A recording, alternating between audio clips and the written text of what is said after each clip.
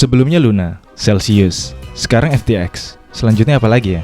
Oke, sebagian teman-teman di sini pasti sudah sangat familiar dengan tragedi Luna, Celsius, dan yang masih hangat, FTX yang baru aja terjadi beberapa pekan belakang ini.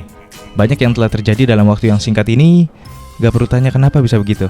Intinya dalam kasus mereka, baik Luna, Celsius, ataupun FTX, bisa juga disebut bank run, istilah yang didapat dari dunia perbankan atau traditional banking, yaitu peristiwa di mana banyak nasabah secara bersamaan menarik dana yang pastinya besar-besaran dan sesegera mungkin pada suatu bank. Karena nasabah tidak percaya bahwa bank mampu membayar dananya dalam jumlah penuh dan tepat waktu saat itu juga. Karena memang saldo dalam bank tersebut tidak 100% mencapai dana yang sudah nasabah titipkan.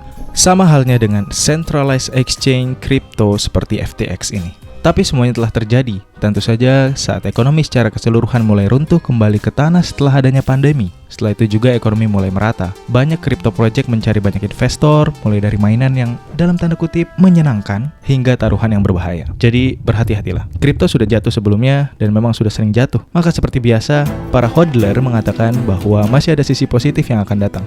Jadi, segera pindahkan aset-aset kripto kalian ke hardware wallet, seperti Ledger, Trezor, SafePal, dan lain sebagainya. Jika kalian hodler sejati juga seperti saya.